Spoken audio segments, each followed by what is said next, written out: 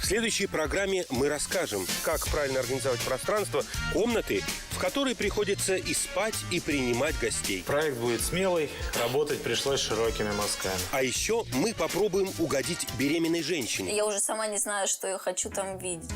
и ее мужу. Взяли, только изуродовали стену.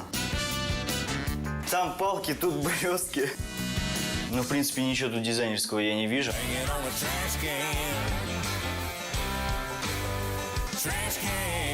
Это тот редкий случай, когда хочется найти дизайнера и спросить, а что хотел-то? Смотрите «Школу ремонта» в субботу в 11:30 на ТНТ.